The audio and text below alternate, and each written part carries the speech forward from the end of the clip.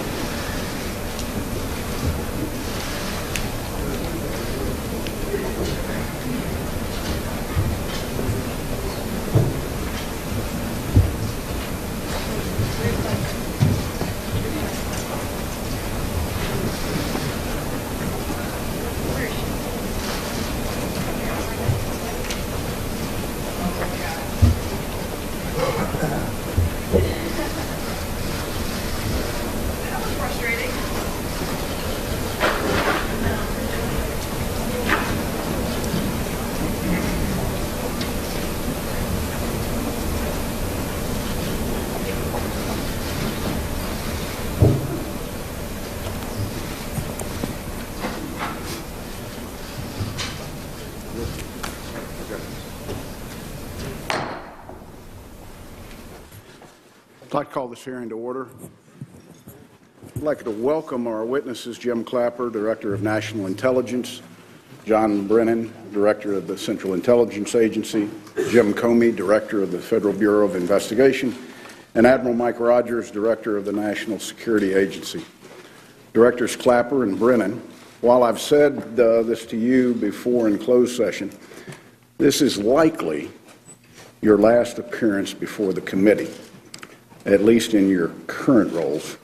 And I want to thank each of you before you get out of here for your many years of dedicated service, both in uniform and out of uniform, Jim. John, in many different capacities, you have served your country in an unbelievable way, both of you. And we want you to know how grateful we are to you and how grateful the nation is to you for the service that you've provided. We convene today to discuss the President's directed review of Russian activities and intentions in recent U.S. elections.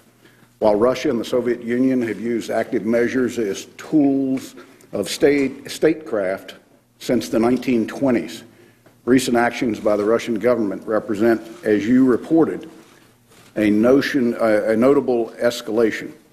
I know that the public disclosure of these activities surprised many, and the notion that another state would attempt to interfere in our elections is quite troubling. However, Russian active measures, as a general topic, is not new to the members of this committee. We've held more than 10 hearings and briefings over the last 2 years that have focused in whole or in part to better understand the scale and scope of these efforts and the intentions behind them. Each of our witnesses has appeared before us in closed session to discuss this topic, and in response, on a bipartisan and bicameral basis, this committee and its sister committee and the other body have put forward unclassified and classified proposals to address these activities. Some work has been done, but to effectively address this challenge to the integrity of our system of government will require a whole-of-government approach. I look forward to hearing from our witnesses on the details of the intelligence community assessment. Intelligence reporting over the last few years, to include the classified and compartmented portions of this assessment, gives me no reason to doubt the findings contained within the product. That said, we owe it to our colleagues and the American people to do an independent and bipartisan review of the report and its conclusions. I've therefore instructed committee staff to carry out an assessment of the sourcing behind this report, and we will be asking each of our witnesses to provide the committee access to the intelligence that contributed to this assessment. I want to assure my colleagues on this committee and in this body that we will follow the intelligence wherever it leads, and we will conduct this review in a nonpartisan manner. I also want to assure the witnesses before us today, as has long been our practice, the committee will treat the protection of these sources with the level of security and professionalism required. I'd also like to quickly thank the men and women of the intelligence community for their work in completing this review. To each of our witnesses, please thank your respective staffs. I have no doubt that the President's directive, Jim, to you and to others, ruined many's holiday plans. While this moment in our history is critical, and the testimony before this committee in an open setting will, I hope, help the American people understand what Russia attempted to accomplish as part of its focus on our 2016 elections. I want to make this clear. Our democracy is not at risk. We can rest assured in the strength of the United States of America and have continued faith in the electoral process.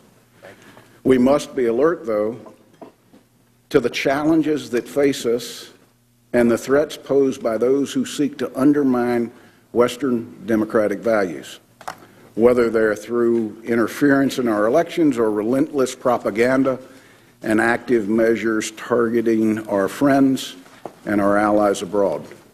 Our values are indeed under assault. The key differences between the efforts of the past and the attacks of today, however, is the tools being used to carry these out. Gentlemen, thank you again for being here today.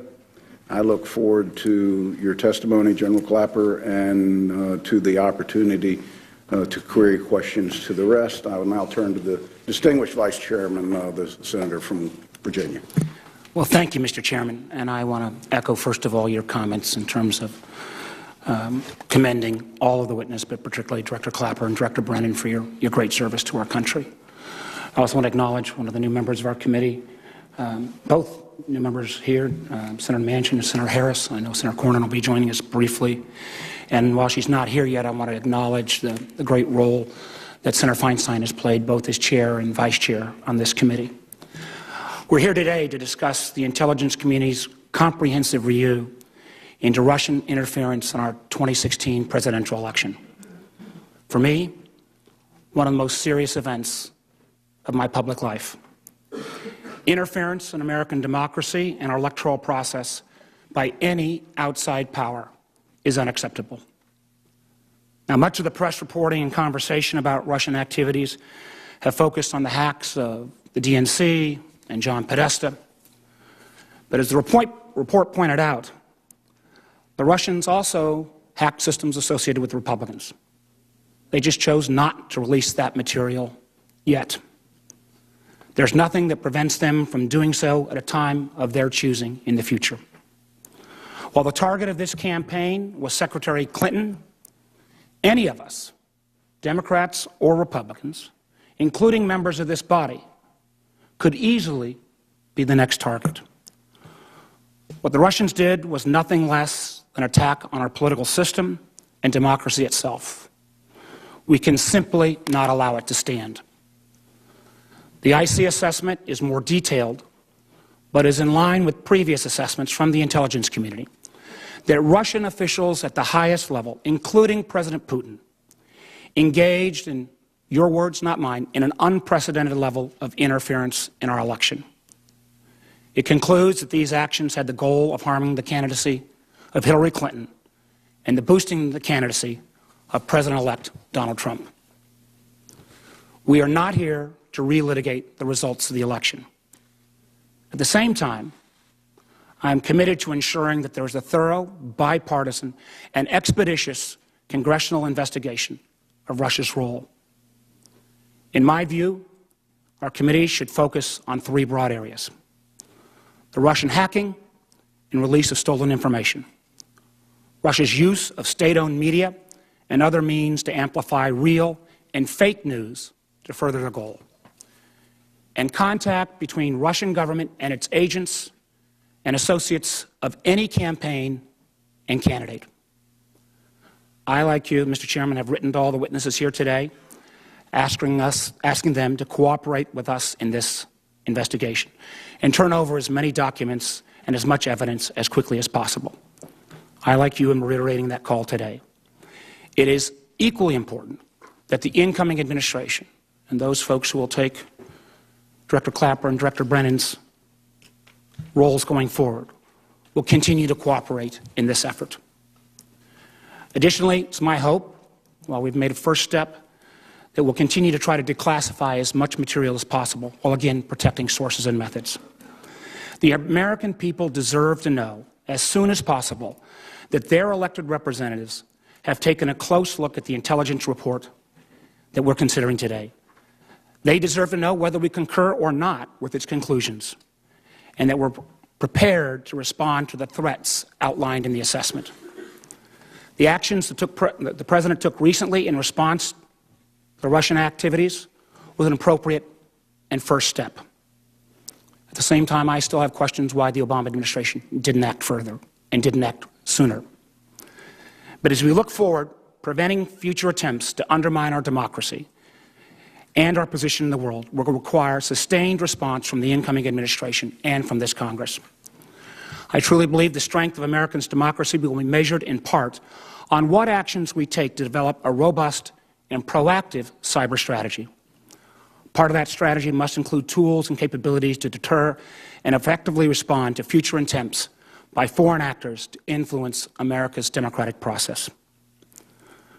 One of the things I've always valued about service on this Intelligence Committee is the tradition of leaving partisanship at the door, oftentimes when we go into that skiff. I look forward to working with you, Mr. Chairman, and all our members to complete this investigation as quickly and expeditiously as possible. And gentlemen, your agencies, the work that your agencies completed underscores the importance of the role the nation's intelligence community plays and the men and women who quietly work every day to keep our country safe. This report represents the best analysis of the men and women of the intelligence community. These are professionals who have taken an oath of office to present the whole truth as they see it, faithfully to Republicans and Democratic administrations alike. As a member of this committee, and I think all of us who served for some time, have seen firsthand the dedication of the men and women who work for you. I know that one of the most primary missions of the intelligence professionals is to render the best professional judgment, regardless of political considerations, and always be willing to speak truth to power. I support them for their work. Thank you, Mr. Chairman. Thank you, Vice Chairman. 4 members. Once Director Clapper has been recognized and completes his testimony, it is the intention of the chair to recognize members based upon seniority for 5-minute questions. There is a vote that's scheduled right now for 2:30. It's the intent of the chair to complete our questions in open session by the conclusion of that vote, and it is the intent of the chairman to then move to a closed session, which would start after the 2:30 vote. If there's need to adjust that, we'll make an adjustment on the way. Having said that, a reminder to all members that we're in open session and that you should take that into account from a standpoint of the questions that you ask and realize that there are unclassified and classified reports. And with that, Director Clapper, the floor is yours. Chairman Burr, Vice Chairman Warner, members of the committee, first, thank you for your gracious comments, particularly for John and me, as this should be our last hearing, although one never knows, there's still 10 days left. But more importantly, the comments about the work of dedication and the patriotism of the women and men of the intelligence community, so we appreciate that. We're here today to present the intelligence community's assessment of Russian activities and intentions during the recent U.S. presidential election. As you indicated, some aspects of our report involve very sensitive sources and methods that we can't discuss in this open televised hearing. So obviously you're asking for your support and understanding as we need to defer to a closed setting. Our remarks today are based on a highly classified assessment that was produced by the 3 agencies represented here, the CIA, FBI, and NSA, at the request of President Obama, which we, as you also indicated, released publicly in a declassified version last Friday afternoon. The report covers the motivation and scope of Moscow's intentions regarding the U.S. election and Russia's use of cyber tools and media to influence U.S. public opinion. I want to make clear that this report does not, repeat, does not assess the impact of Russian activities on the actual outcome of the 2016 election or draw any conclusions in that regard one way or the other.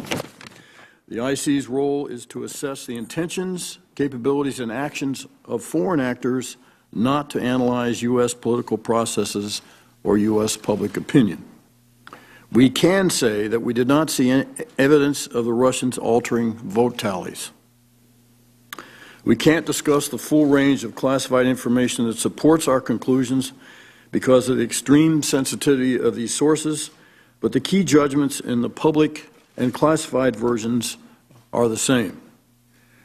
I can say that the report draws on intelligence collected by all 3 of these agencies represented here, and some of which only came to light after Election Day. When the IC says high confidence, we mean we have multiple high-quality sources of information that contribute to that assessment. Intelligence comes from a wide range of sources, including human sources, technical collection, and open source information. The key judgments are based on corroborating sources that are consistent with our understanding of historical and current Russian behavior. And while we cannot publicly disclose most of the information that backs up these judgments, we have briefed the report in detail to President Obama and his team, President-elect Trump and his team, and congressional leadership, and this morning, the House Permanent Select Committee for Intelligence. They've all had the opportunity to explore the report and pose any questions they've had about the basis for our conclusions. Both the classified and public versions of this report were written by seasoned, nonpartisan intelligence professionals consistent with the highest standards of analytic objectivity and tradecraft that the IC has refined over the last 15 years or so to ensure we provide policymakers the most accurate insights that we can. And I also need to add that this reflects the intelligence community's view, not that of the administration. Attributing cyber operations is difficult, but not impossible. Every cyber operation, malicious or not, leaves a trail. IC analysts use this trail and their constantly growing knowledge base of malicious actors and their tools and methods to trace operations back to their source and determine their connections to foreign governments. And this is exactly what we did here. Let me start by, with respect to the findings, is that we'll first address Russia's goals and intentions. We have high confidence that President Putin ordered an influence campaign in 2016 aimed at the U.S. presidential election. The goals of this campaign were to undermine public faith in the U.S. democratic process, denigrate Secretary Clinton, and harm her electability and potential presidency. Putin and the Russian government also developed a clear preference for President-elect Trump. Russia aspired to help President-elect Trump's election chances when possible by discrediting Secretary Clinton and publicly contrasting her unfavorably to him. Moscow's approach evolved over the course of the campaign based on Russia's understanding of the electoral prospects of each of the candidates. When it appeared to Moscow that Secretary Clinton was likely to win, the Russian influence campaign began to focus more on undermining her future presidency. Moscow's influence campaign blended covert intelligence operations with overt efforts by Russian government agencies, state-funded media, third-party intermediaries, and paid social media users. We're highly confident that the Russian intelligence services conducted cyber operations against people and organizations associated with the 2016 U.S. presidential election, including both major U.S. political parties. Russian military intelligence, or the GRU, compromised the email accounts of Democratic Party officials and publicly released victim data using the Guccifer 2.0 persona and DCLeaks.com and in exclusives to media outlets. They also relayed material to WikiLeaks. Russia collected on some Republican-affiliated targets, but did not conduct a comparable disclosure campaign. Russian intelligence obtained and maintained access to elements of multiple U.S. state or local electoral boards. However, the Department of Homeland Security assesses these types of systems were not involved in vote tallying. Russia's state-run propaganda machine contributed to the influence campaign by serving as a platform for Kremlin messaging using Russian government-funded outlets such as RT. Moscow has long sought to undermine U.S.-led liberal democratic order. Russia, like its Soviet predecessor, has a history of conducting covert influence campaigns focused on U.S. presidential elections. They've used intelligence officers, influence agents, and press placements to disparage candidates perceived as hostile to the Kremlin. Moscow's behavior reflects Russia's more aggressive cyber posture in recent years, which poses a major threat to U.S. military, diplomatic, commercial, and critical infrastructure networks, as well as we've seen now, our elections. However, Russia's activities in 2016 demonstrated a significant escalation in directness, level of activity, and scope of effort compared to previous operations. And we assess Moscow will apply the lessons learned from the 2016 campaign aimed in the future to influence efforts worldwide, including against U.S. allies. I'd like to wrap up by saying I've now got just 10 days left in my 53 years or so in the intel business, and I've seen the IC get things right and get things wrong. But I believe the level of professional tradecraft and cross-agency intelligence integration required to put this report together gives me great confidence that we've gotten it right here. With that, we'll open for your questions. Director, thank you for that thorough and concise testimony. Director Clapper, as I stated in my opening statement, I've instructed a select group of committee staff to complete an independent and bipartisan review of the reporting that underpins the intelligence community assessment before us today. Do I have your assurance that you will provide the access that they need to the reporting necessary to make their conclusions? Yes. Director Comey, let me talk about forensics for just a minute, because the FBI has the expertise there. And I know there's tremendous investigative value when the FBI is actually able to conduct their own forensics review on devices that have suffered cyber intrusions and attacks.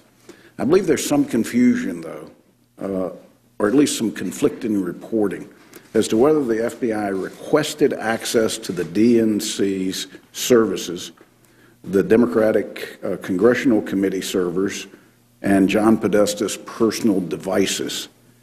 Did the FBI request access to those devices to perform forensics on? Yes, we did. And would that access have provided intelligence or information helpful to your investigation and possibly to the findings included in the intelligence community assessments? Our forensics folks would always prefer to get access to the original device or server that's involved. So it's the best evidence. Were you given access to do the forensics on those servers? We were not. We were a highly respected private company, eventually got access and shared with us what they saw there.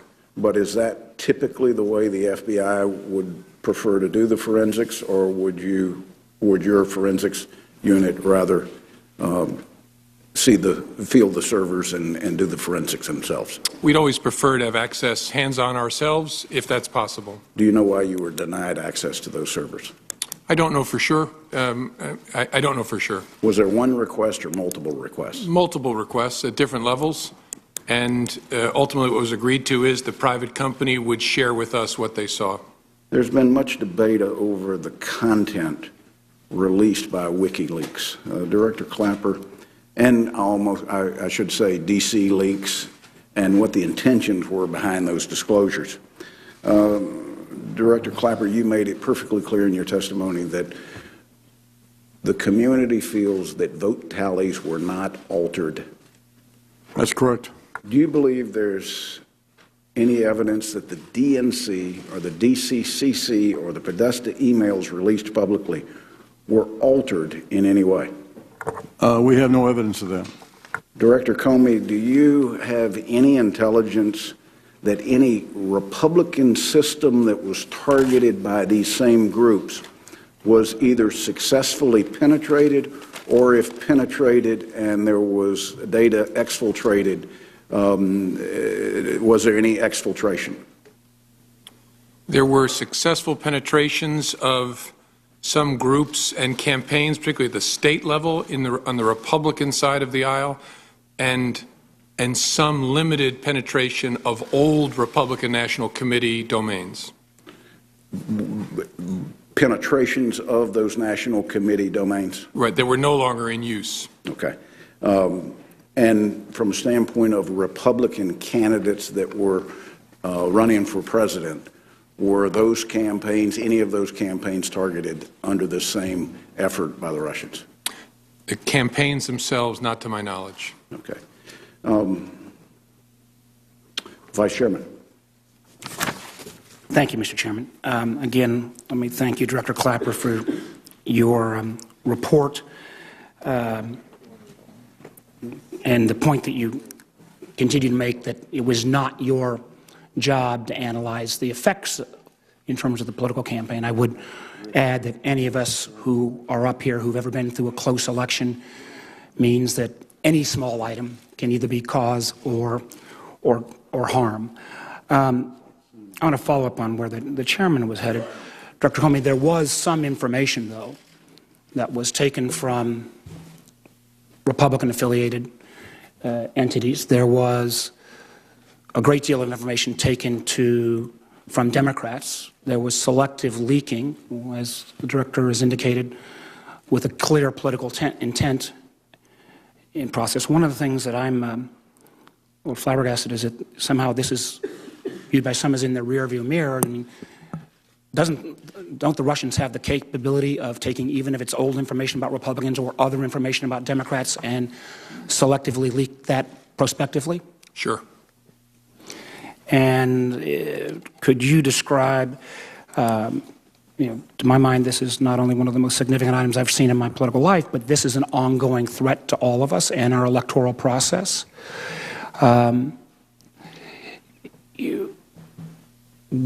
We have to be on guard, and could you speak, or any of the members of the panel speak to the fact that do you expect to see similar tactics used by Russians in terms of the upcoming elections in Germany, France, and the Netherlands? Yes, we do. And then are our allies taking what's happened in America with significant enough importance, and are they putting up new defenses trying to guard against these activities? I can't say, at least I can, maybe others can here, the extent to which they have reacted to this, but they are certainly aware. Europe has long been a target of Russian attempts to manipulate electoral processes, so they will continue with that. And certainly because of the controversy that's generated in our country, I think that will reinforce their desire to do that. One of the things that actually another member of the committee raised is certain Russian activities, again, just to go to the seriousness not only retrospectively but prospectively, that I believe there was a Russian dissident in London where Russian agents, in effect, planted false information in this individual's personal file and then called law enforcement and said, look in this person's file, and there was criminal child pornography placed there. Could you anticipate at some time Russia trying, if we don't take more aggressive actions, trying those actions against American public officials? The Russians, I think, well, I have no compunction about using the full array of tools and techniques available in their kit bag. So I wouldn't put it past them to do that, or any other tools they've used, such as paying people to participate in social media, for example. And this has been described as, in effect, the new normal for Russian doctrine. Is that correct? I believe, yes. And again, we've seen our system, your words, a significant escalation in all. Before us, we have people with service in the IC and defense of our nation in hundreds of years. I'd like to just go down the line. In any of your careers, have you ever seen this level of Russian interference in our political process? And we'll start with Director Comey and just go down the line. No. I have not. No. No. I know we've got a lot of members. Thank you, Mr. Chairman. Senator Rubio. Thank you. Let me begin by saying I don't believe this thing has anything to do with, but let me just begin by saying, and I think the chairman's already asked, it's clear that there was no hacking of voting machines and the changes of tallies. And I would argue this has nothing even to do, because this term hacking is thrown around and it makes it sound like some sort of cyber-specific situation. The cyber tools were used as a means to an end. It isn't necessarily what we should be focused on here. What we're talking about here is active measures. The active measures taken by the government of Vladimir Putin to influence and to potentially manipulate American public opinion for the purpose of discrediting individual political figures, sowing chaos and division in our politics, sowing doubts about the legitimacy of our elections. So if you look at the situation we now face, here's the aftermath. We had an election where, after some intrusions into some state databases, there was one nominee for president warning about fraud in the election. And then after the election, we have some on the other side questioning the legitimacy of the president-elect because of Russian interference. And we have the president-elect questioning the credibility of the intelligence community because of its findings. This sounds like a pretty effective and successful effort to sow chaos, to undermine credibility of our leaders and of our government institutions. In essence, it sounds like they achieved what they wanted, to get us to fight against each other over whether our elections were legitimate and divide us in the way that sows the sort of chaos that they sought to achieve. My question is along the lines of what Senator Warner asked about a moment ago, because we've seen these active measures employed in the Baltic states with Russian-speaking media outlets controlled by the Kremlin, in the Dutch referendum, in the Brexit vote, in the Italian referendum. So let me lay out a hypothetical, and you tell me if this is the kind of scenario we could face, because they don't limit this to elections. They target individual policymakers throughout many countries in Europe, particularly those in the former Soviet sphere. Hypothetically, imagine if there's a U.S. senator or congressman who adopts a policy position that the Kremlin does not agree with. And so somehow, through a fishing expedition, they gain access to your personal computer network. And once they gain access to your personal computer network, they use it to fabricate and or actually conduct, you use the child pornography example, I'd say, let's say money laundering activity. And then they call law enforcement and tip them off. Congressman John so-and-so has been money laundering. And they go into your home, they seize your computer, and sure enough, it's sitting there on your network because someone got into it and did it. And now you're arrested and you're charged and you're removed from the public discourse. Is this not what we have seen, the tactics that have been employed by Russian intelligence on behalf of the government of Vladimir Putin and other countries around the world? Is that not a tactic they have used to discredit individual political figures? And isn't it true that that could very well happen here in the United States? It is certainly well within their both their technical competence and their potential intent to do things like that. The last 2 years running in my threat presentations, I've cited that I think the next worrisome trend in the cyber business will be the compromise of the fidelity of information, and whether it's for a criminal purpose or political purpose. So this is well within the realm, I think, of possibility. And in the context of what their goals were, ultimately, their ultimate goal, they may have or not, I don't get into the whole thing about who they wanted to see win, but in the end, what they really wanted to see was Americans fighting against each other, bickering over these things, having questions about the legitimacy of the process, our leaders, etc. Was that not their goal? And if it was, have they not largely achieved that based on how this issue has been discussed since the aftermath of the election? I think in the first instance, that was their goal. Was first, as I said in my prepared remarks, was to sow doubt about the efficacy of our system and to cast aspersions on our political system. Since to create doubts about the credibility of our elections, the legitimacy of our leaders, etc. All that, yes. Okay. And so my last point is, last time I checked, Vladimir Putin is neither a registered Democrat nor a registered Republican. And so what he is interested in is achieving these measures in the United States for his own strategic purposes. And therefore, there is literally neither political party should take this lightly. It should not be a partisan issue. This involves whether or not we are going to allow someone to actively interfere in our political discourse and divide us as a nation against each other. Senator Wyden. Thank you very much, Mr. Chairman. Gentlemen, thank you. And let me, if I might, begin with you, Mr. Comey. After the election, as you know, the Russian foreign minister was quoted in various news reports saying that the Russians had had contacts with people associated with the Trump campaign. Now, that may or may not be true. There is, however, extensive press reporting on the relationships between the Russians and the individuals associated with both the Trump campaign and the incoming administration. My question for you, Director Comey, is, has the FBI investigated these reported relationships? And if so, what are the agency's findings? Thank you, Senator. I would never comment on investigations, whether we have one or not, in an open forum like this. So I really can't answer it one way or another.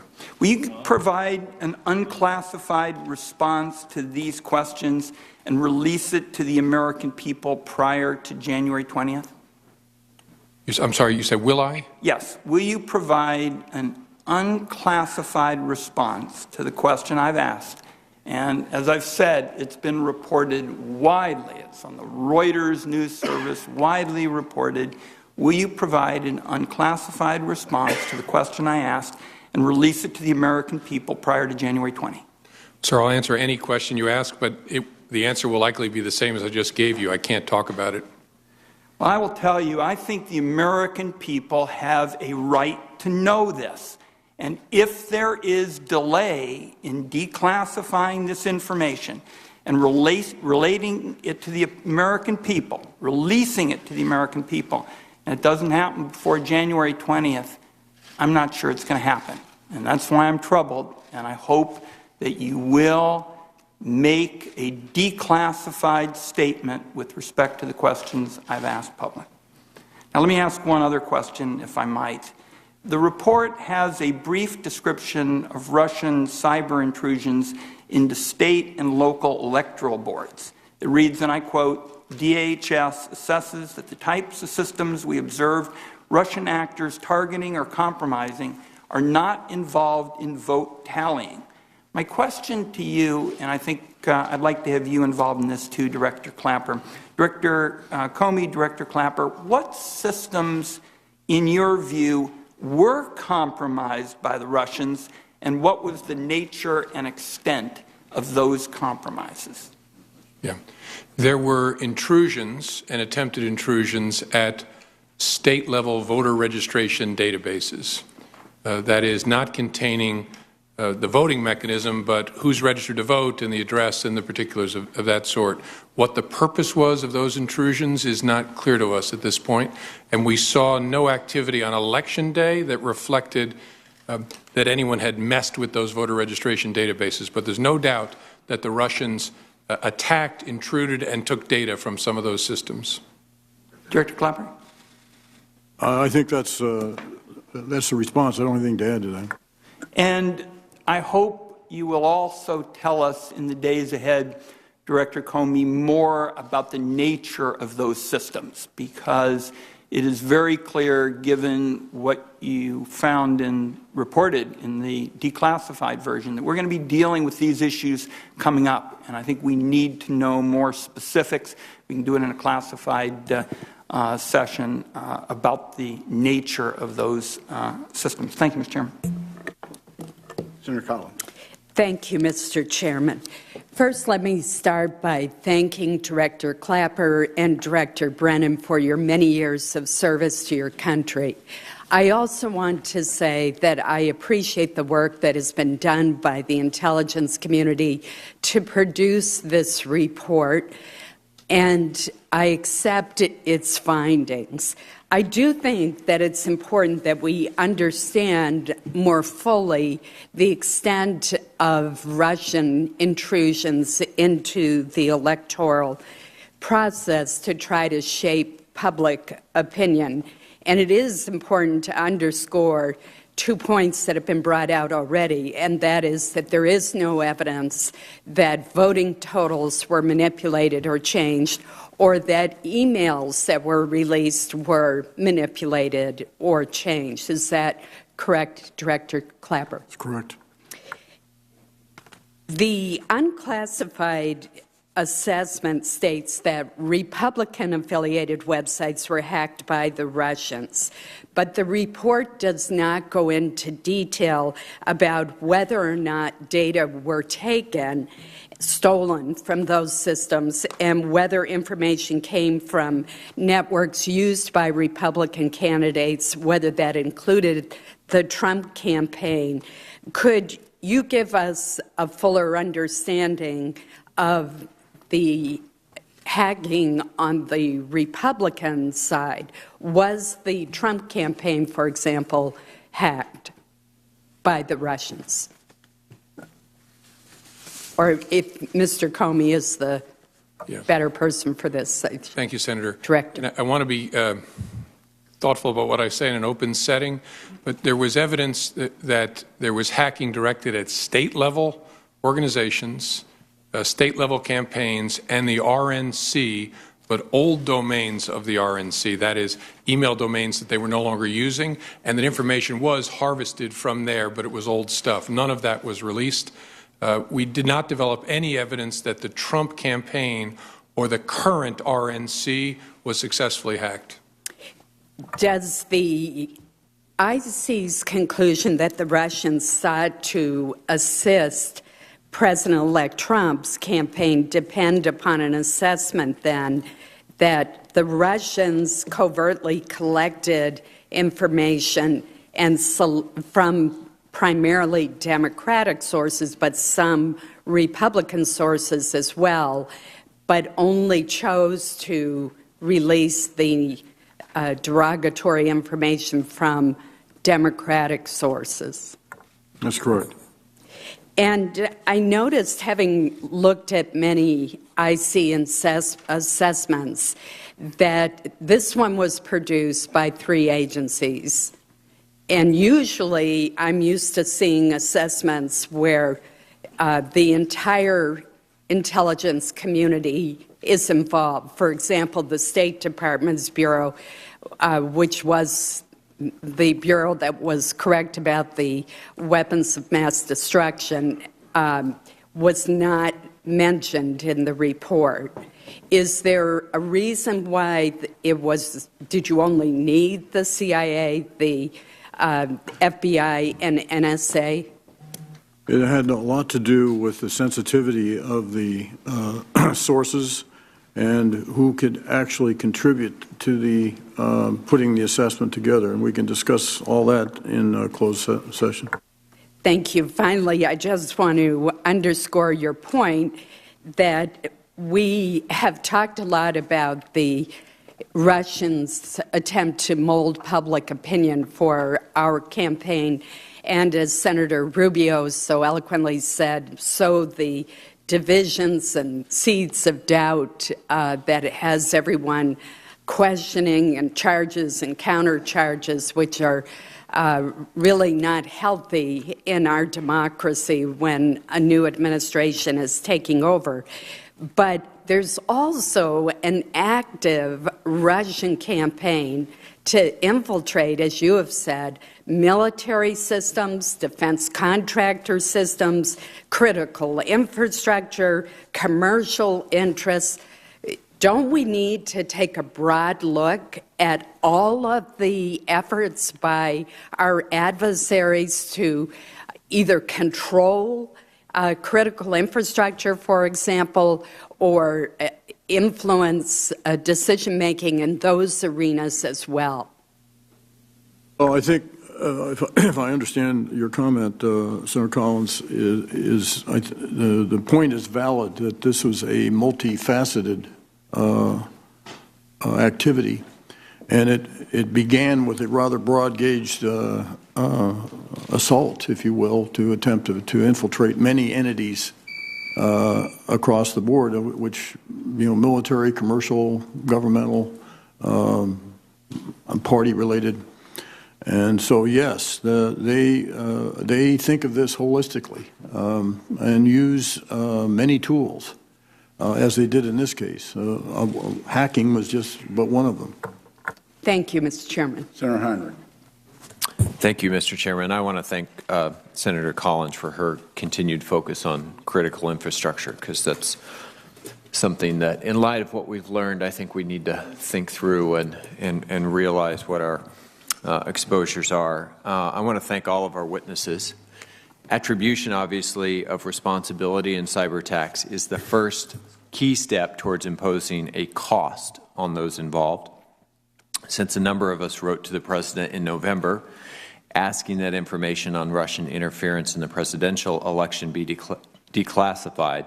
The four of you in your respective agencies have done some very important work in making as much of your findings public as possible, and I want to say I'm very grateful for that. The public needs to understand what is at risk here. To those who criticize these investigations as partisan, I would remind them that Russia didn't do this to help the Republican candidate. Russia did this to help Russia and to weaken America. And therein lies the heart of why this is so important, because in the next election, the shoe could easily be on the other foot, and a foreign power could decide it wants the Democrat to win this time. I think that both scenarios are deeply offensive, and foreign influence in our elections is intolerable no matter which party benefits in any given election. The ongoing efforts of Russia to impact U.S. elections threatens to undermine faith in our democratic systems, which is precisely their goal, and I think it's critical that they pay a price for their actions. I want to return to the issue of the Russians being able to obtain access to parts of our electoral infrastructure, not the actual machines that count the votes, but the databases. And we've had a couple of questions on this, but I want to ask, first of all, do we know if they would be able to manipulate the kinds of data that they had access to? So, for example, if you have a voter database in a local county that was penetrated, would they be able to change the information within that database? Potentially, and that was our concern at the time we discovered this. We saw no indication of that, but that's a definite possibility. If that had happened, and, for example, the FBI or other elements of the intelligence community were not looking for that, would the electoral boards have had indications that that data had changed? Potentially not. They would have the indication when chaos erupted on Election Day, when someone shows up to vote and your address is different, or your middle initial is different, or some particular is different, that creates delay, controversy, confusion. So, unfortunately, I think this tells us that we are vulnerable to future attacks and manipulation in this case. And I think that, obviously, you've laid out a scenario that would be very evident, but also we could have very subtle impacts to the elections. You could potentially have a scenario where someone's voter history, for example, is changed. And if they haven't voted for a certain number of years, maybe they get purged from the rolls. Or many of us have had, we've seen flyers of our colleagues who've been criticized for missing a particular election. Maybe they didn't actually miss that election. So I think it begs the question, what can we do in concert with those local county and city and state entities to make sure that we are protecting this data the way that we should?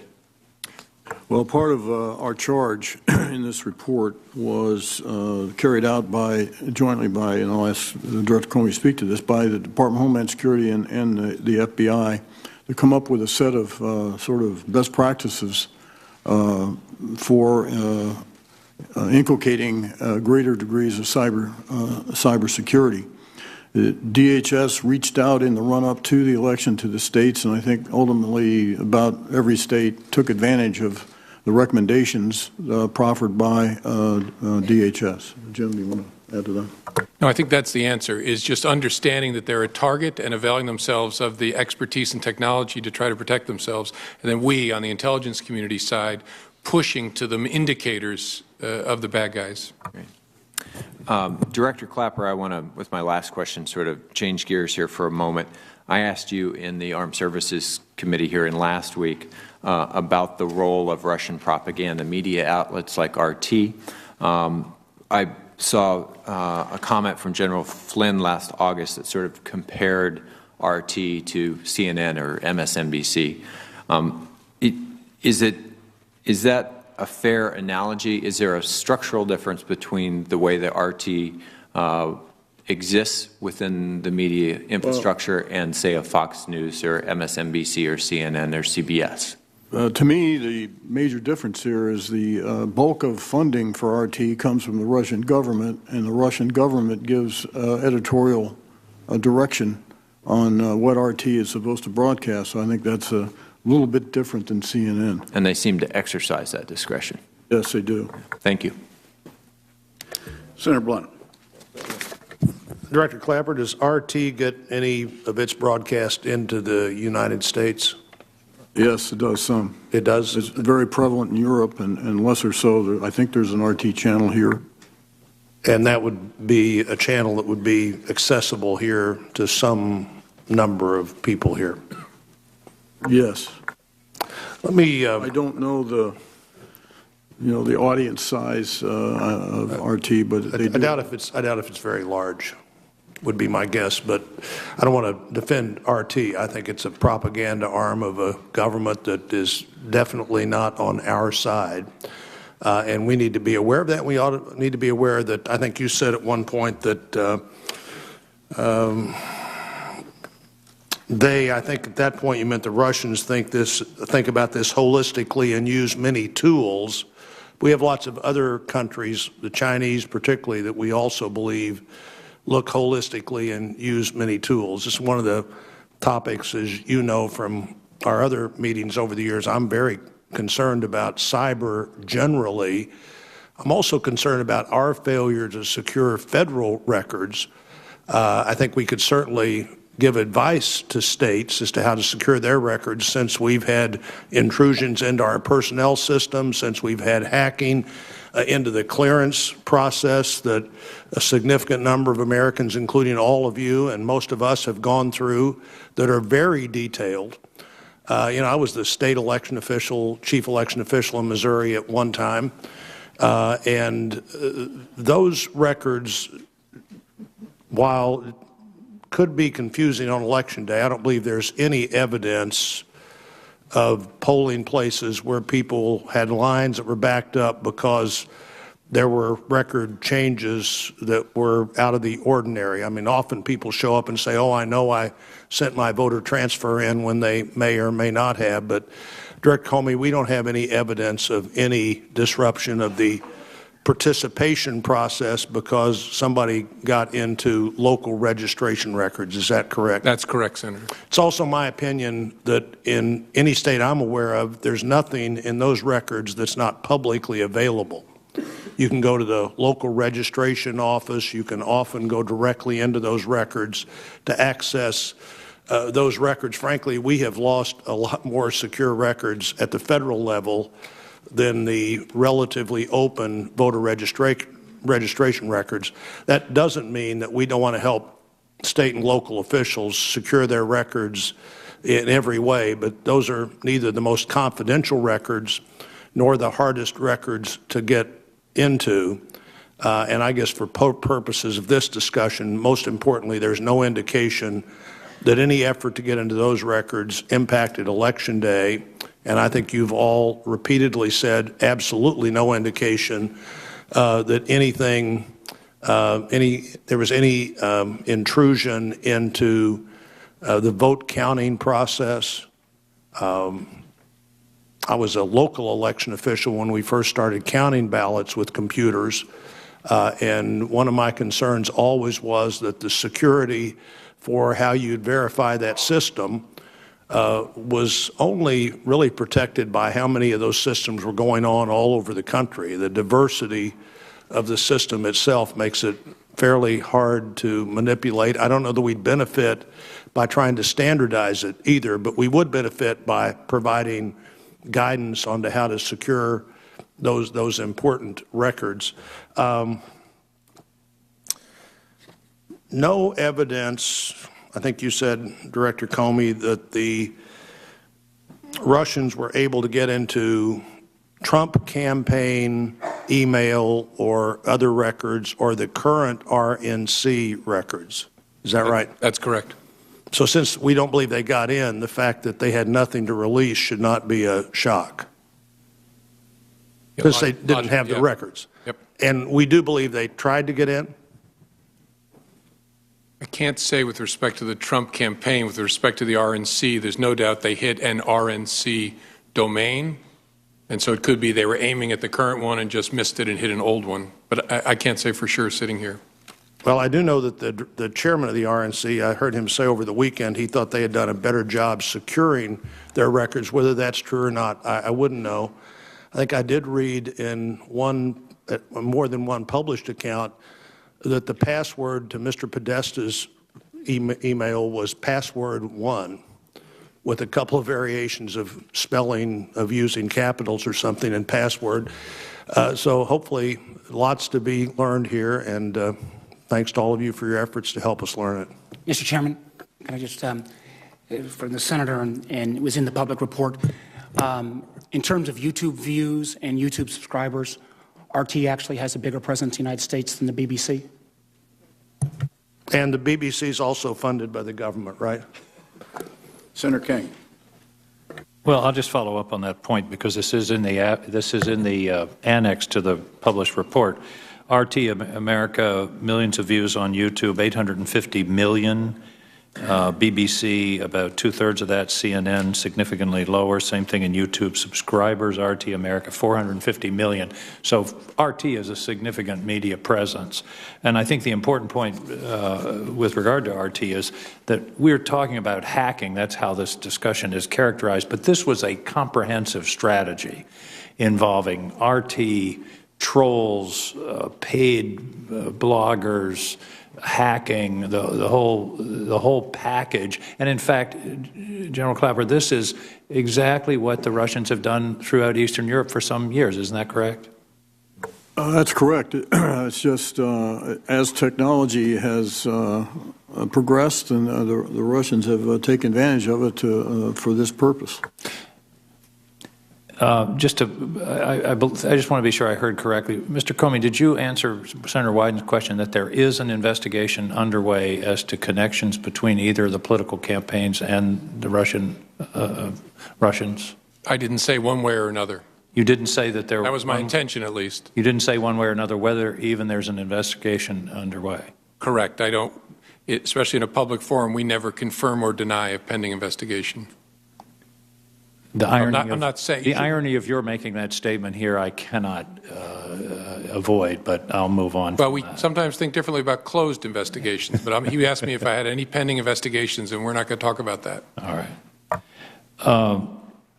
Is it my understanding that there are actually 3 reports, a highly classified that only went to certain individuals, classified which this committee has seen in the public report, but that the conclusions of those 3 reports are identical? Is that correct? That's correct.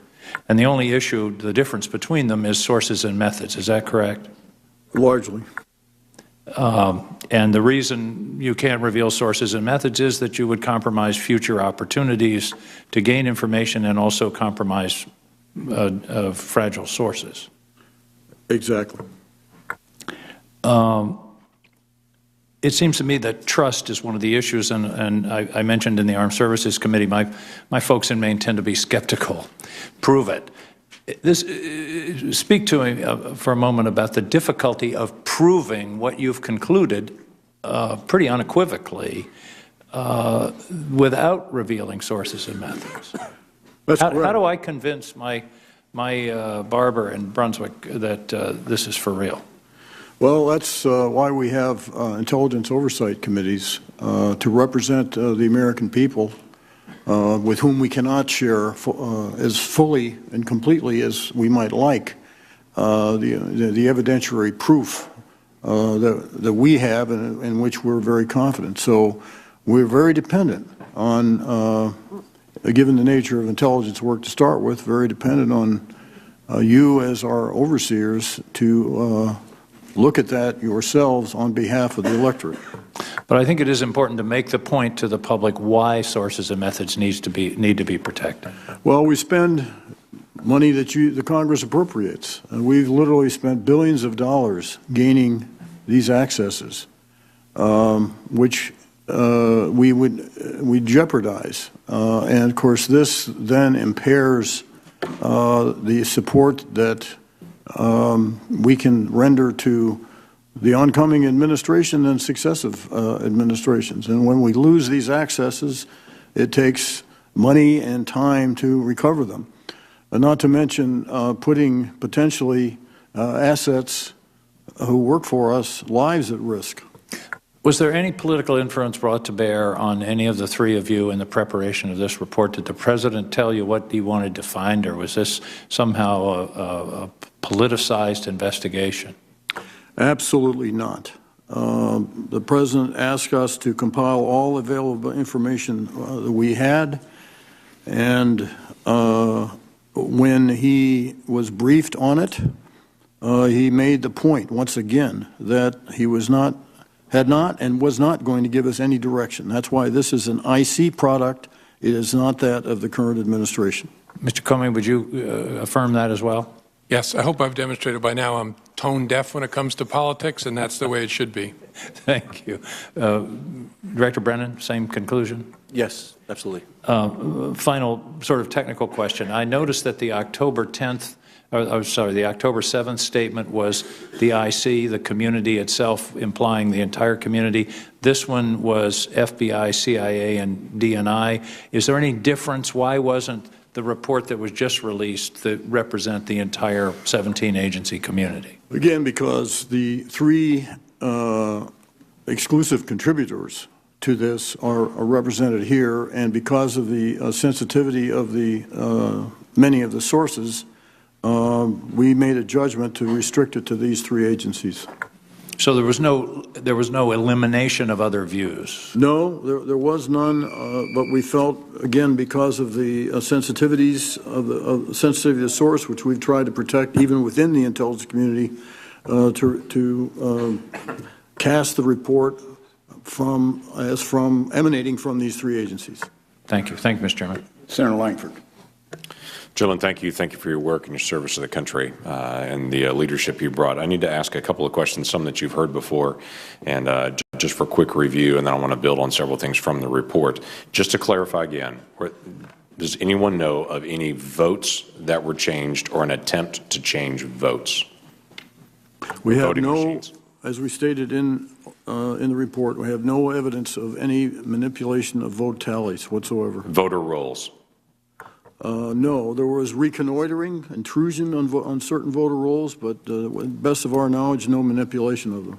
Give me a best guess. How many other countries is Russia currently, or have, let's say, in the last 4 years, tried to influence in their elections? I think one of the annexes portrays that. The number of countries that in one degree or another, Russia has expended effort to try to influence the political views or opinions. 15 countries, 20? Give me a ballpark. Couple dozen, maybe. Okay, so maybe 20 or so. You also make a comment in the report itself about previous U.S. elections and Russian engagement in previous U.S. elections, going all the way back to KGB, putting a person or recruiting a Democrat Party volunteer or activist, you don't give the details on it, even on Jimmy Carter's campaign in the 1970s, moving forward.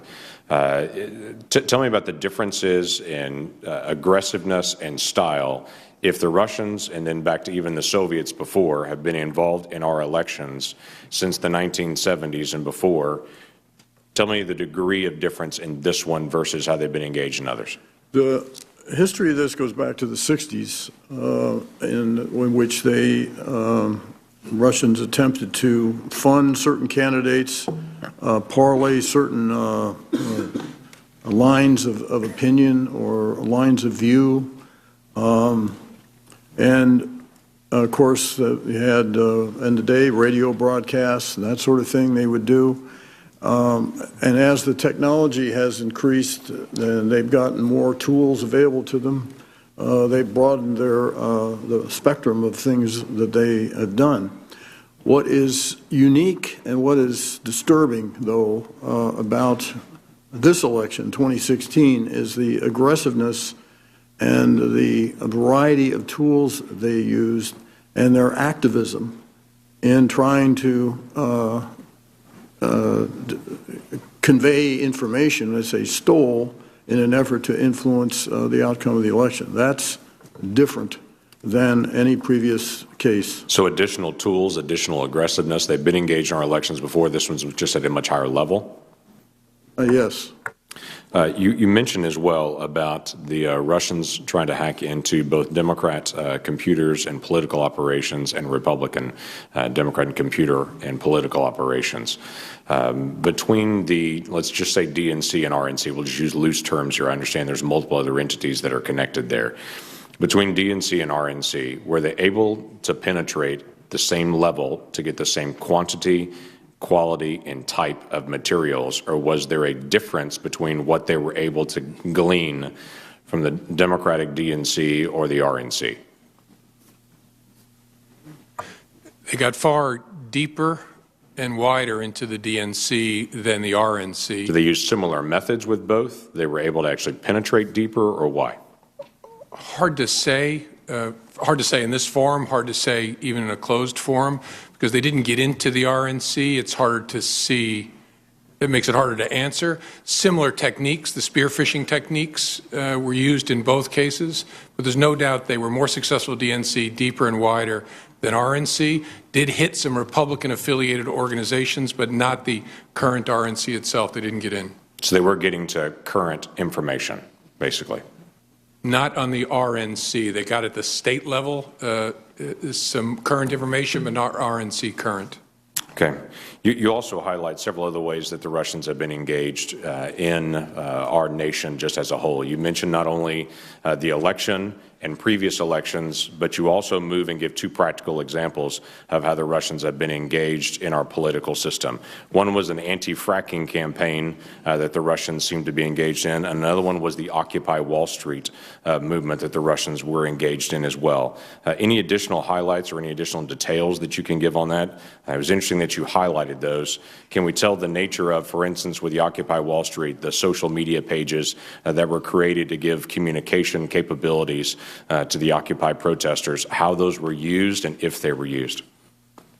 Probably I'd take that one for the record, Senator, just to be, for the sake of accuracy, just exactly what they did in those two campaigns. I don't have that off the top of my head. Okay, same thing. It was just in the report. I thought it was interesting just as a way of illustration in the report that there was an illustration to say that they've also been engaged in some of the anti-fracking and some of the Occupy Wall Street movement as well.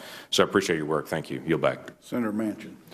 Thank you, Mr. Chairman, and thank all of you for your service. And if I might ask, was there any disagreements on the involvement that Russia has had in, or their attempts to have in this process of our elections by any of the intelligence community? Did any of you have different takes on this or have to collaborate in order to come to one conclusion? There was one aspect that there was a difference in confidence levels held by NSA versus the rest of us on one single aspect. I'd be more comfortable discussing that in a closed session. Okay.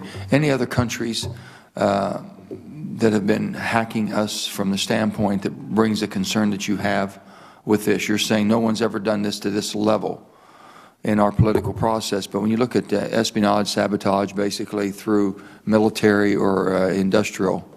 Well, there's a lot of espionage, certainly, collecting, exfiltrating information. Obviously, the Chinese come to mind, but in very much a contrast between the passive collection, the passive exfiltration, as opposed to the actively purloining information and then using it for a political end. That's the difference here. I think all of us. Russians are unique. Yes, I think all of us are, have been very much concerned. Did the outcome of the election, was it altered? And you've been very clear to saying it has not been altered, nor would the outcome of this election been any different. Well, I have to clarify one aspect of what you just said, Senator. We did not assess the impact on the electorate. We did not do public opinion polls because that's not our charter. The intelligence community do that. So we just can't say about whether the release of the hacked information, how that changed any voter's opinion. We don't know. Okay, knowing that then, what recommendations of sanctions would you have? What sanctions recommendation do you think that would deter Russia or any other country from continuing to hacking us? Well, that's clearly a policy call. We got into that last Thursday at the Senate Armed Services Committee, and there are a range of tools that we could use, and I think Admiral Rogers, my view is that we should consider the whole range of tools, not necessarily do a cyber-for-cyber reaction, and look at all of them. I'm thinking what I'm trying to get to is if hacking is so serious and with the technology that we have today can alter our lives relatively very quickly. If that's all capability and possibilities of happening, shouldn't we have a broad basically policy in the United States of America that any hacking internationally that's been confirmed and concurred by the intelligence community, once you all basically authorize that this happened, as you've agreed right now this happened in our electoral process, that we should enforce the sanctions on any country that does this, so to deter them from doing it? Well, I think, as again, the discussion we had in the Armed Services Committee Thursday was if you're conducting espionage, then if we're going to punish, nation states are going to punish each other for conducting espionage, which is a passive collection of information, that's a pretty heavy policy call, which I don't think any of us want to make.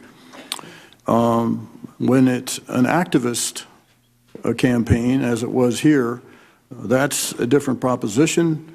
And again, I think it's not our call to decide what to do in response. Our only comment, and I will repeat it, was to consider the whole range of potential tools, instruments of power, national power to respond. The challenge you get into with cyber for cyber, of course, is you have to also consider the counter-retaliation to that. And while we spend a lot of time agonizing over precision and being very surgical, the adversaries may not be quite as precise as we might be. So, again, bottom line, consider all tools. I'm just saying, when we know it's state-sponsored, Article 5 of NATO treaty specifies that all NATO members will defend the sovereignty and territorial integrity of all other allies if they are attacked. Has NATO intervened at all? Has any of the other countries intervened in this? Our NATO allies? Well, I can't speak for each individual NATO member on what they may or may not have done to defend themselves or to retaliate against a perceived cyber attack. I don't. But did we, as United States, defend any of them when they've been attacked?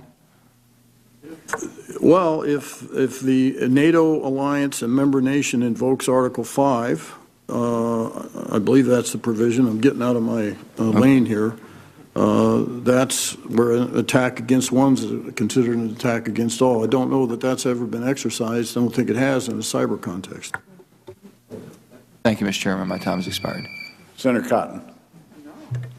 I want to add my voice of gratitude to the many members of this committee who have expressed our gratitude for the men and women of our intelligence community. As President-elect Trump said on Friday, he has tremendous respect for those men and women, and I share that as well.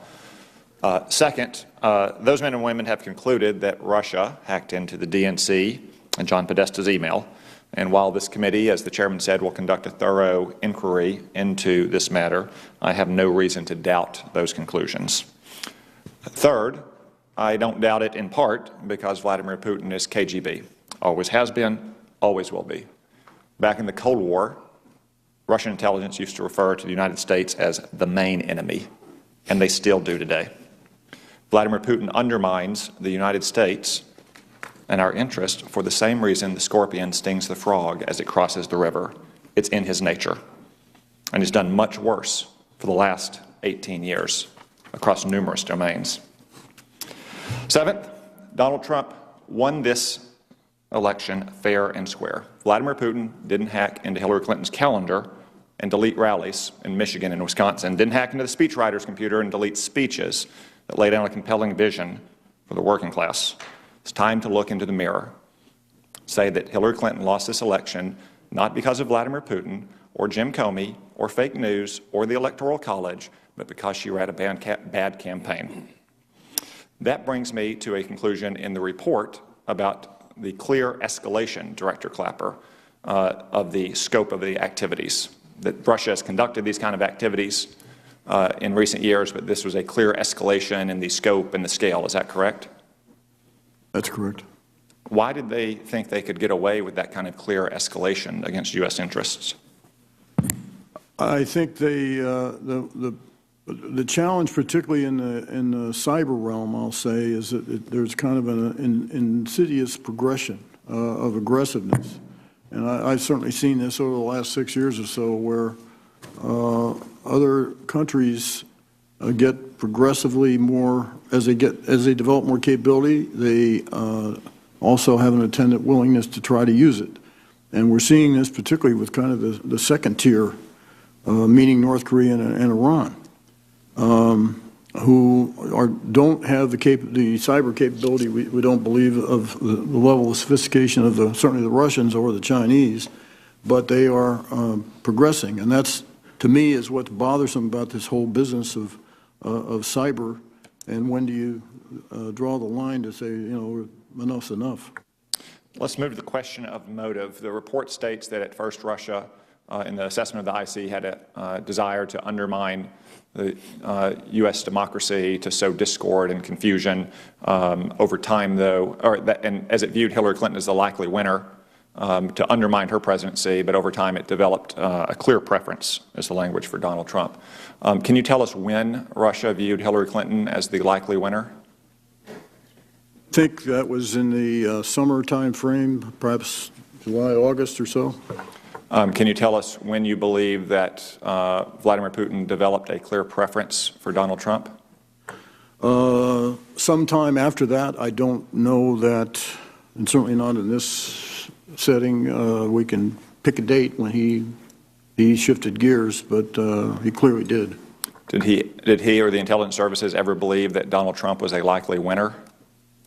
Initially, no. They thought he was a fringe candidate and didn't think that at all. A newspaper headline about the report over the weekend said something, I paraphrase, that Russian cyber attack aims to install Putin in White House. Would a more accurate headline perhaps be Russian cyber attack aims to undermine expected Clinton presidency? I don't think you'll find a line like that in our report. Your assessment of motive is based in part on the selective leaking and the relative levels of targeting Democratic material and Republican material on the one hand versus the other. Is that correct? So that more Democratic material was leaked even though Russian Republican? Yes, clearly. Is it possible that they just leaked the Democratic material because they thought Hillary Clinton was going to win and they wanted to undermine her and they didn't view it as profitable to leak Republican material? Well, yes.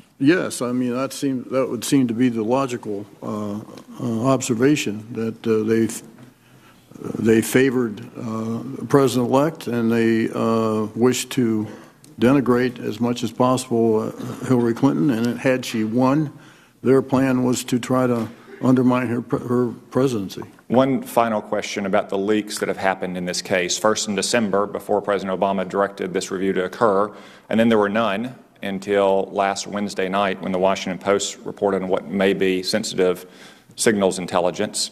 Director Comey, have you received a crimes report from anyone in the intelligence community about these leaks? I don't think yet as to the December leak or anything, obviously, this month. Not yet. Mr. Chairman, I suggest that we should include those leaks as part of our inquiry. The chair and the vice chair are working on that right now. Senator Harris.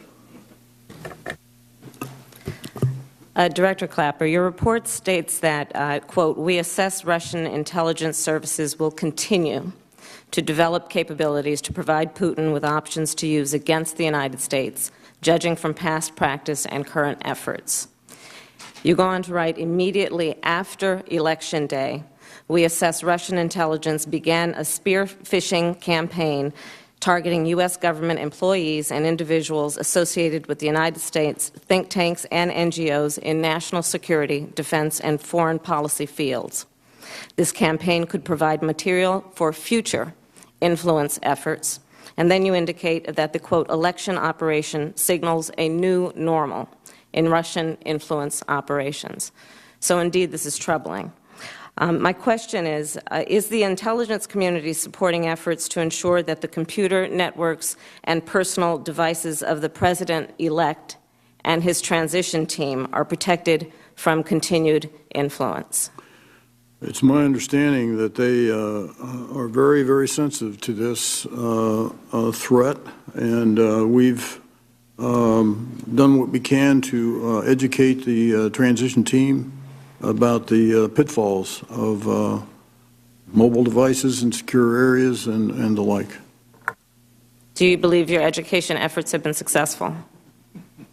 You have to ask them, I think. What about the President-elect's Twitter account? And in particular, what is being done to safeguard his phone and account, given the potentially dire national security consequences of an infiltration? Probably best left to a closed environment to talk about that. Okay. And Director Comey, this is more of a comment than a question, but I want to echo the points made by Senators Widener and Wyden and King. I understand why the FBI cannot disclose and comment on ongoing investigations. However, it seems that despite past precedent, the new standard that was created over the summer and fall regarding the investigation into Secretary Clinton's email server was that there was a unique public interest in the transparency of that issue. Particularly given the findings of your report, I'm not sure I can think of an issue of more serious public interest than this one. This committee needs to understand what the FBI does and does not know about campaign communications with Russia. And I hope that we can follow up on this in closed session to have more of an idea of what the FBI knows and what we might do to prevent any further harm. Thank you. Senator Coyne. Thank you, Mr. Chairman, and thanks to each of you for your service to the country and for the people you represent who faithfully discharge their duties daily, many times unheralded. I wanted to ask, first of all, there seems to be a disparity between the RNC servers and the DNC servers in terms of their vulnerability. Admiral Rogers, this perhaps is a good question for you, but is good practice in terms of defenses important in terms of securing information like that was stolen in these hacks? Yes. Would this also be, would your concerns about the vulnerability of a private server also extend to government officials using private email servers and engaging in the exchange of classified information on those private email servers? I would argue everyone needs to have an awareness of how they communicate, whether we're talking personal or at work. That's the nature of the world we find ourselves in now. And to do so in compliance with the laws and the protocols of the federal government. When did the Russians first begin to hack U.S. networks? Admiral Rogers? With respect to this particular issue? No, I'm just wondering, how long has this been going on? Since the 1990s, off the top of my head. Okay. So while this has certainly become much more visible and focused given the focus of the effort, this really is a long-standing effort by nation states, including Russia, to hack into our networks, correct? Yes, we have seen long-standing efforts to hack into our network.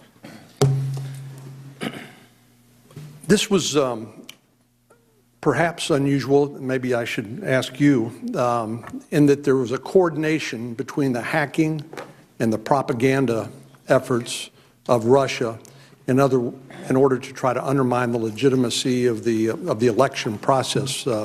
Director Clapper, do you agree with that statement?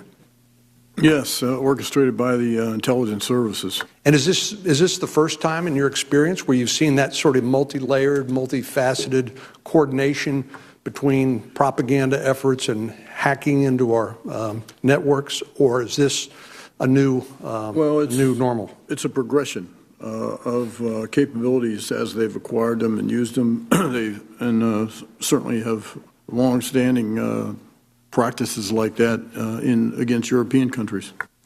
And what has the United States done since the United States government, or let's start with U.S. government. What have we done to respond to the hackings that have been occurring in U.S. networks since the 1990s in order to discourage or deter that sort of activity?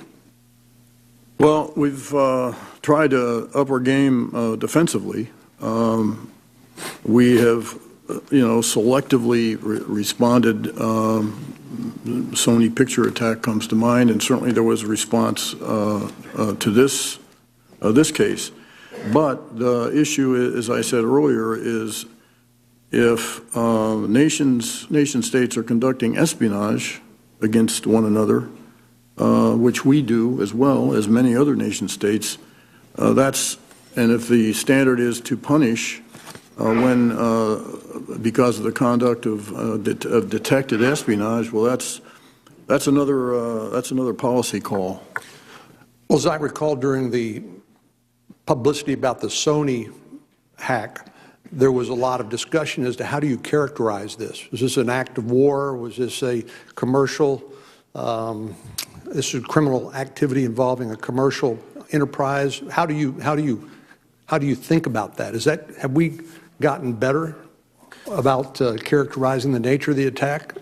Well, yeah, we the intelligence community, particularly the Bureau, I think does an excellent job of attribution.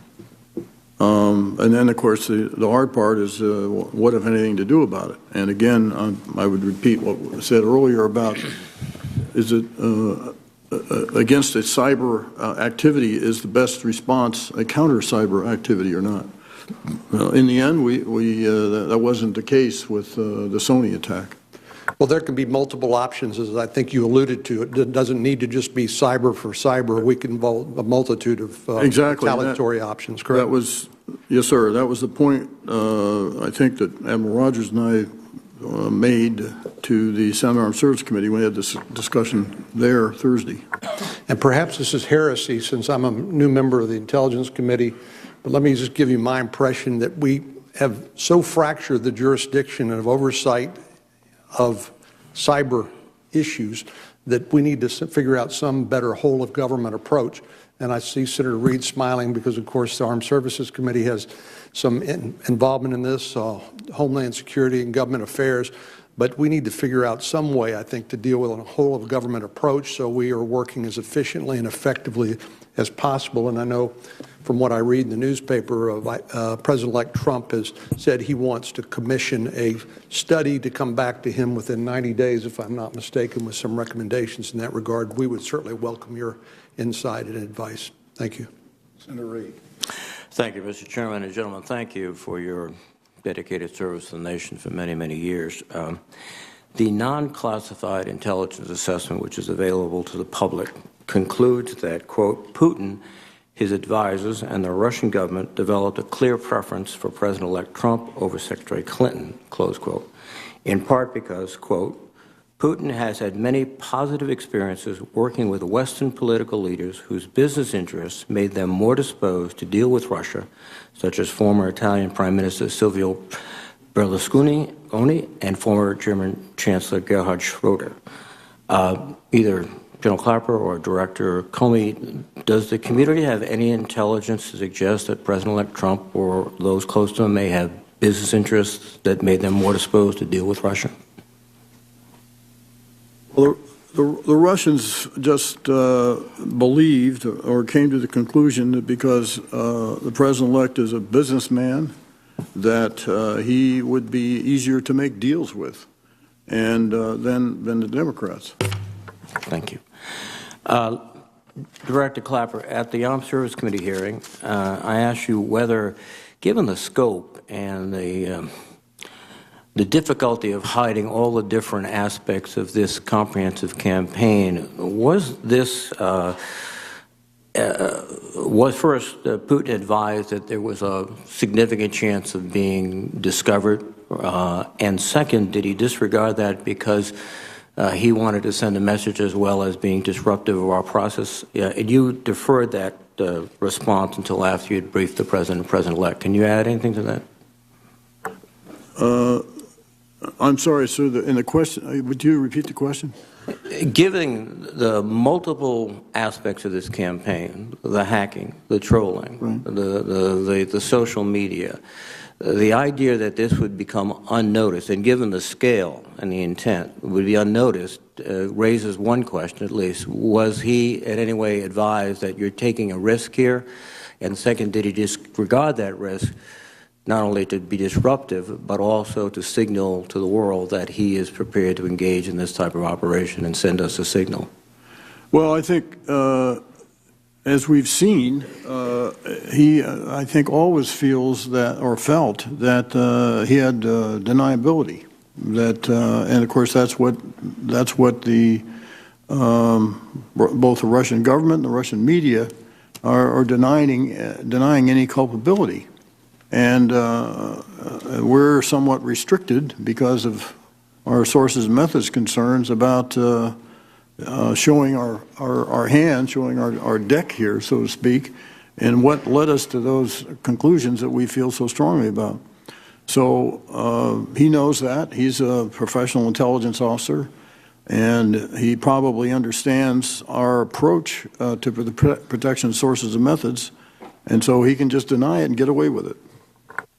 Let me just a final point here. If I could add, Senator. Yes. When this started breaking the press in early August, I had a conversation with the director of the FSB, Alexander Bortnikov, and told him clearly that if Russia was doing this, they were playing with fire, and it would backfire, and they would be roundly condemned by not only the U.S. government, but also the American people. And he said he would relay that to Mr. Putin at the time. He denied any type of activity along these lines, but I made it very clear to him that basically we were on to him. A final point.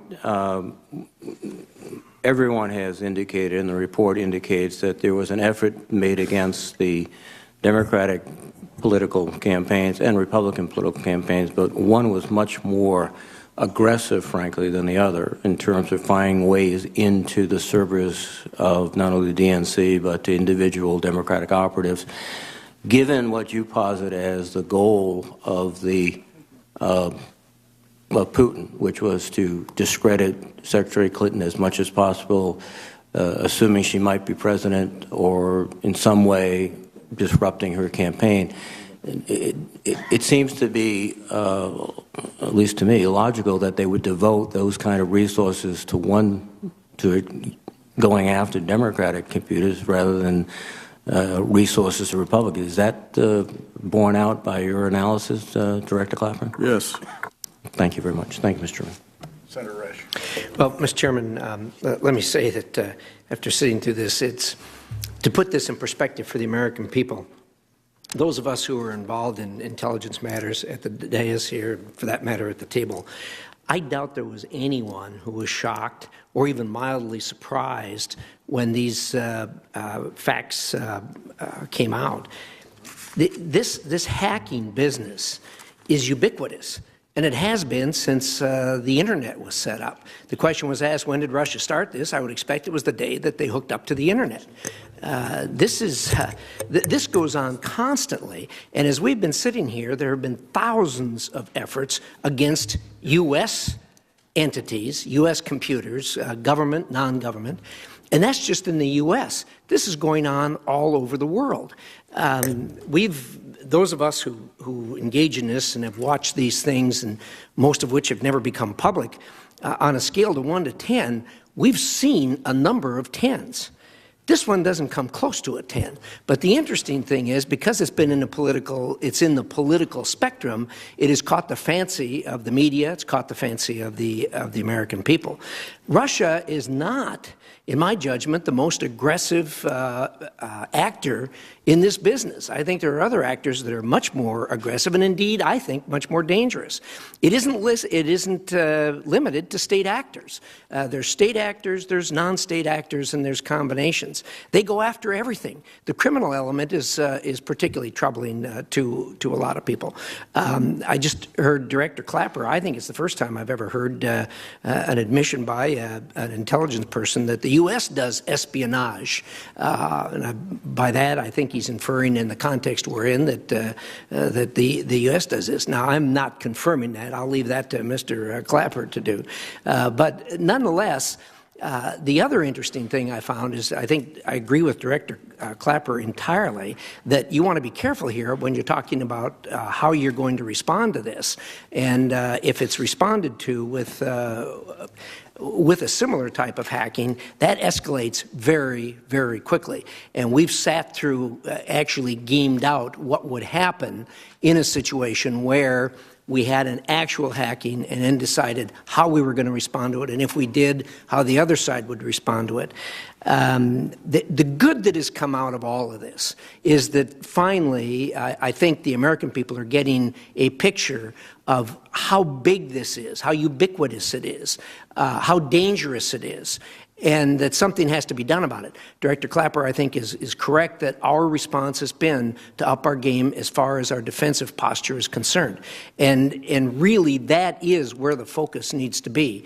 And again, one would hope we could find the silver bullet where you could stand up a defense and say, look, it's there, this can never be penetrated, anything that happens behind this wall is just fine. I don't know if I'll live to see that day. I don't know if anybody will. But in any event, it is good that we have this on the table. It's good that we're having a discussion about it. And I'm hoping that everyone will be patient with us and will be supportive as we do our best to up our game to defend on these things, particularly in the realm of most of the challenges that the government generally and the public generally doesn't hear about, but the intelligence community does. Thank you, Mr. Chairman. Thank you, Senator Rich. The vote has started. Senator Warner would like a question and a clarification. I have a clarification. Do any other members seek anything in this open session? If not, I'll recognize Senator Warner. My question is this. I mean,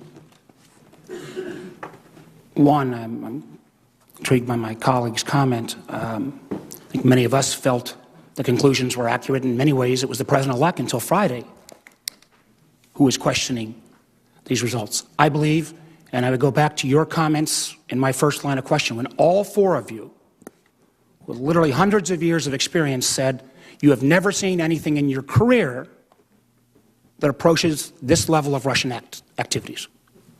And we can debate who is the most serious threat, but anyone that underestimates the seriousness of this Russian threat, I think, does so at their own peril. I want to ask you, Director Comey, then I want to get a clarification.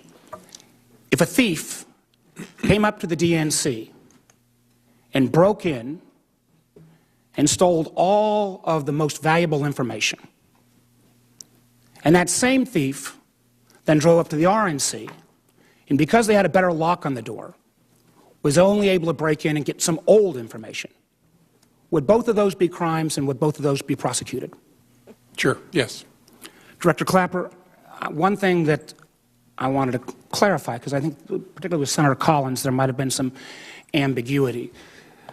The conclusion you reached that the Russian government at its highest levels was targeting Clinton and favoring Putin was not the result simply of favoring Trump and disfavoring Clinton, was not the result simply of more leakage on the Democratic side, but I believe, based upon page 1 of your non-classified report, is that Putin most likely wanted to discredit Clinton since he publicly blamed her since 2011, and then a series of other activities. That conclusion of favoring Trump and not favoring Clinton was not simply the result of disproportionate leaking on the Democratic side. Is that correct? I just want to clarify that for the record. I mean, just by virtue of the hacking?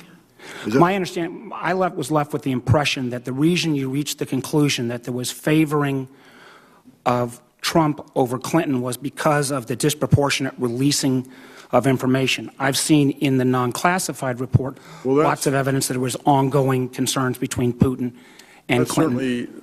clearly one aspect of this, but we reviewed the totality of what they were doing, whether by this means or by the multifaceted propaganda campaign, the use of social media, trolls, planning fake news. There was a campaign, all of which clearly seemed to favor, clearly favored, including after the election, preference for the president-elect over Secretary Clinton. Including after the election, the fact that Russian efforts to discredit the electoral process in America stopped.